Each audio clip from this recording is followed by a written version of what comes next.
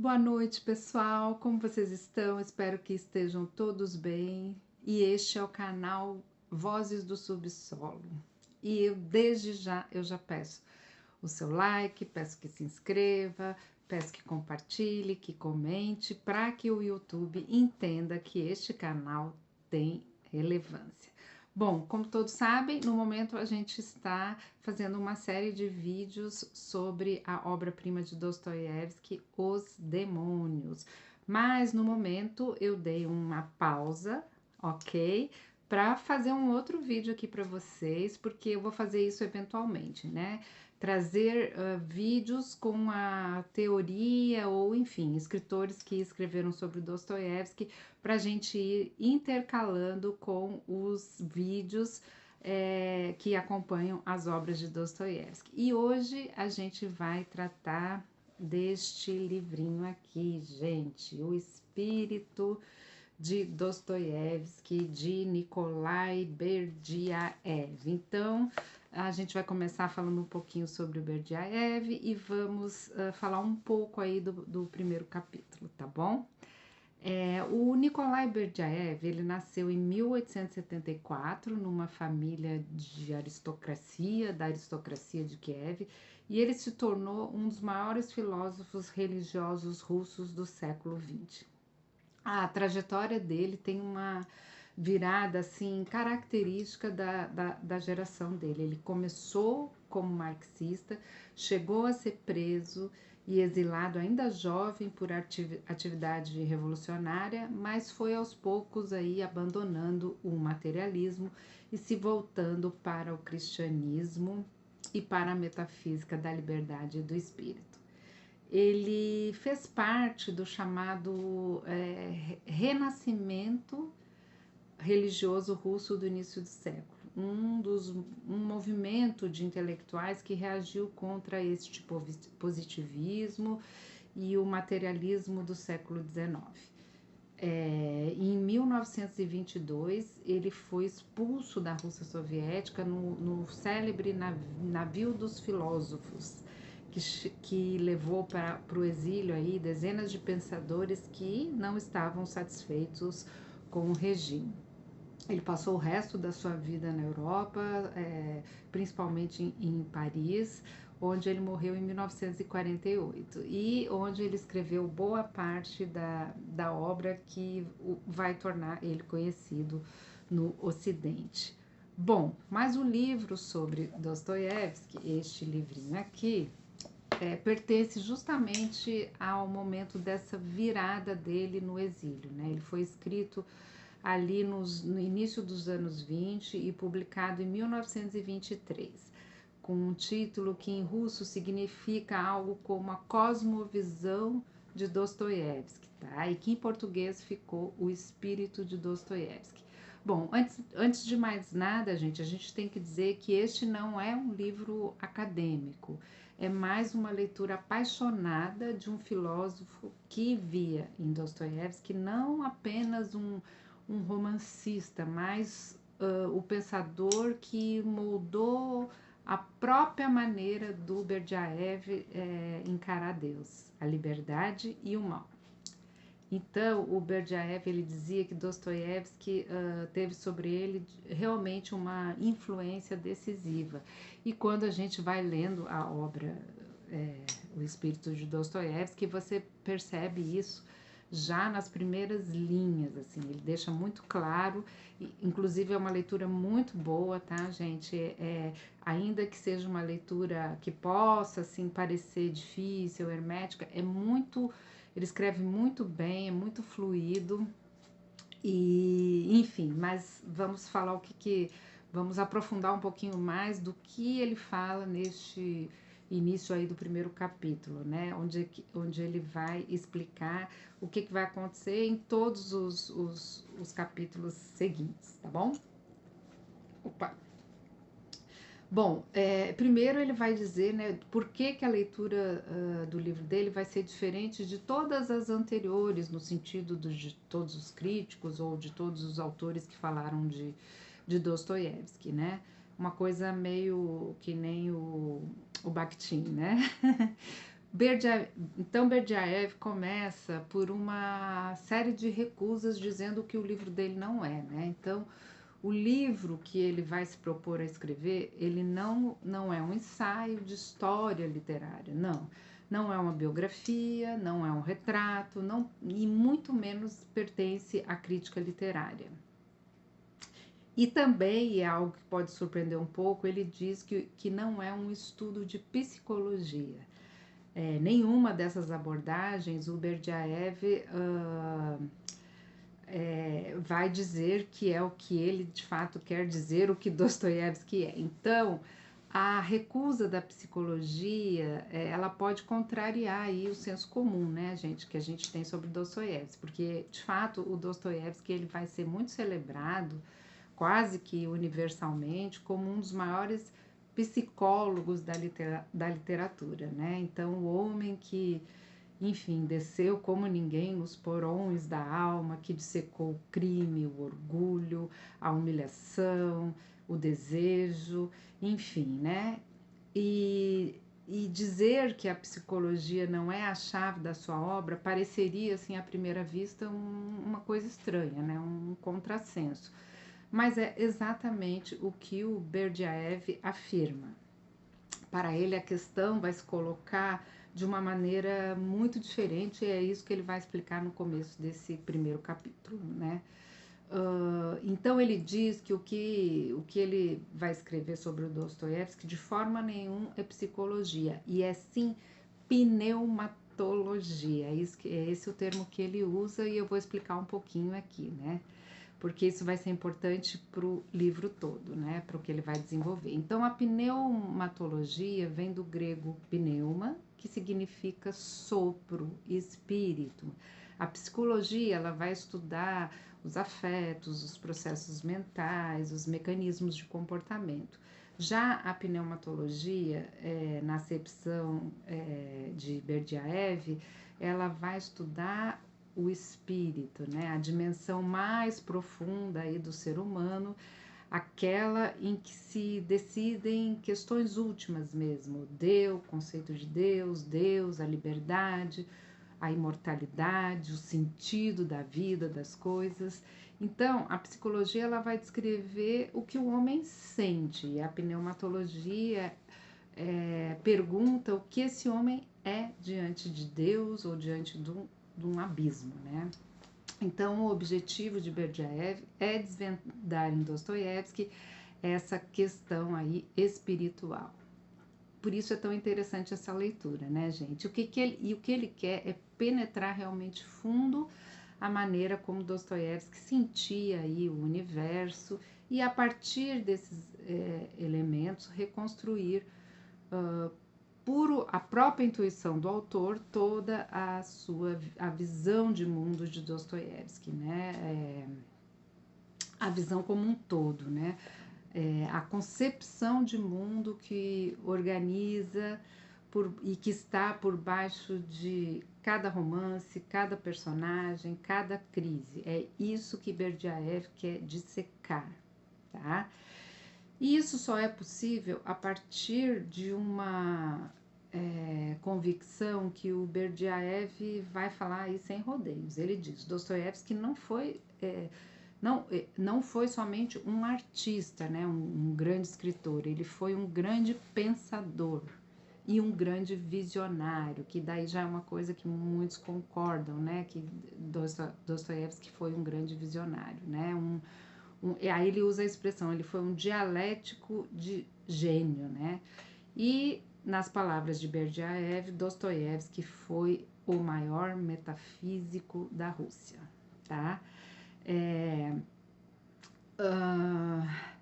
Essa afirmação, ela pode parecer estranha, né? Porque ela vai inverter uma certa questão de hierarquia habitual com que se fala de literatura, né? Então a gente costuma tratar as ideias de um romancista assim como né, o tempero, né, as ideias, né? O que vale é a forma, é a arte. E as ideias seriam uma espécie aí de acréscimo, né? Quando muito uma opinião do autor. Mas o Berdyaev ele vai dizer que não, né? que na obra de Dostoiévski as ideias elas vão desempenhar de fato um papel aí preponderante, né? E a sua dialética ela vai ocupar um lugar igual a da extraordinária psicologia que Dostoiévski desenvolve em suas obras, né? Então, arte e pensamento não vão estar aí separados. A dialética dessas ideias ela vai participar da própria natureza daquilo que Dostoiévski escreve. E aqui está o mecanismo aí que Berdyaev vai descrever e que enfim, o que faz a parte aí desse primeiro capítulo, dessa primeira parte que a gente está comentando aqui, né? Deixa eu tomar um golinho de água, né, gente? Porque são muitas palavras, né? E é muita ideia e muita coisa aí que eu selecionei para estar falando um pouco desse autor e para que vocês tenham, para quem não conhece, né, tenha curiosidade aí de conhecer esta obra aí do Nikolai Berdyaev, O Espírito de Dostoiévski, que é realmente incrível, gente. Bom, então o Berdyaev ele vai desenvolver no início do capítulo que Dostoiévski ele tem um duplo movimento, né? Um duplo movimento, que é pela arte que Dostoiévski vai penetrar até o mundo das ideias. E o mundo das ideias, por sua vez, vai alimentar e impregnar a sua arte, tá? Então, eles vão se gerar mutuamente. Isso vai acontecer, segundo Berdyaev, porque em Dostoiévski as ideias elas têm uma vida orgânica. Ele usa muitos termos metafóricos muito bonitos o texto, ele escreve muito bem o Berdyaev, tá, gente? Então, ele diz que as ideias elas têm um destino, na obra de Dostoiévski, um destino vivo, inelutável, né? Elas possuem existência em um altíssimo grau e essa existência ela é muito dinâmica, né? Nada na obra de Dostoiévski é estático, nada é parado, né? Todo o processo em Dostoiévski é vivo, é dinâmico. E a imagem que o Berdyaev vai usar para descrever essa situação é que Dostoiévski vai elevar as ideias como um turbilhão de fogo, né? E que ele vai envolver essas ideias aí, né? Numa atmosfera de brasa mesmo, né? Então não há conceitos frios, não há isso nunca interessou a Dostoiévski, né? As ideias nele, elas são ondas de chama de fogo mesmo, né? Jamais elas vão estar aí congeladas, né? E para falar um pouco disso, ele puxa um filósofo para explicar essa questão em Dostoiévski. Então ele diz que Dostoiévski traz em si um sopro do espírito de Heráclito. Ele vai fazer essa comparação, né? E aí a gente pode falar rapidamente aí um pouquinho do Heráclito, porque é uma referência importante, tá? O Heráclito ele foi um filósofo grego anterior a Sócrates, tá? Do fim do século VI antes de Cristo e conhecido por ter assim intuições fulminantes, tá? Então a primeira é que tudo flui, tudo está em movimento perpétuo, ninguém se banha duas vezes no mesmo rio, porque nem o rio e nem o homem são os mesmos no instante seguinte. São ideias que muitos filósofos, enfim, falaram por toda a existência aí, mas que está em Heráclito fortemente. E a outra ideia de Heráclito, gente, é o princípio de que todas as coisas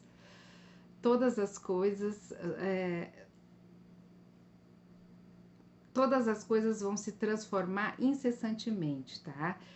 E o princípio de tudo é fogo. E a realidade, ela é feita de oposição e de combate, ou seja, a guerra dos contrários. Então, para Heráclito, essa guerra dos contrários, ela não é uma desordem a ser eliminada, ela é o próprio motor do mundo, né? As coisas existem na tensão entre os seus opostos, né? E de quem que a gente lembra com isso, né? Então, quando o Berdyaev aproxima Dostoiévski de Heráclito, é isso que ele vai querer dizer, né? Em Dostoiévski, tudo é fogo, é movimento, é oposição e é combate. Basta ler uma obra de Dostoiévski para a gente já entender isso no mesmo instante, né? Então, nada se estabiliza, as ideias, elas não vão ser definitivas, elas colidem, elas ardem, elas se desdobram, né, em Dostoiévski. E é por isso que ler Dostoiévski como um sistema aí de conceitos fixos, né, teses fixas, não é ler Dostoiévski, porque a vida da sua obra está justamente nesse movimento das ideias e não no repouso estanque, né? Mas há um traço que distingue essas ideias, essas ideias chamas, né, de Dostoiévski. Então, em Dostoiévski, ele afirma que toda a ideia está ligada a um... Gente, desculpe, o Berdyaev afirma que toda a ideia em Dostoiévski está ligada ao destino do homem, ao destino do mundo e ao destino de Deus, tá? Então, Berdyaev, a gente vai falando tanto que vai se confundindo, porque são muitas coisas, né, gente? Então, as ideias, elas não vão descrever os seus destinos, né? Os destinos dos homens, dos personagens. Elas vão determinar. Então, elas são ideias que Berdyaev chama de ontológicas, ou seja, né? Elas encerram em si a própria substância do ser, né? Não são pensamentos sobre a realidade simplesmente, elas são forças reais que vão agir, agir e agir, né?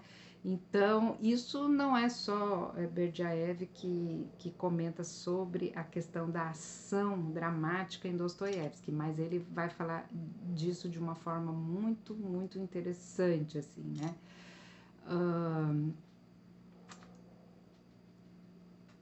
Vamos lá, deixa eu tomar uma água aqui, gente.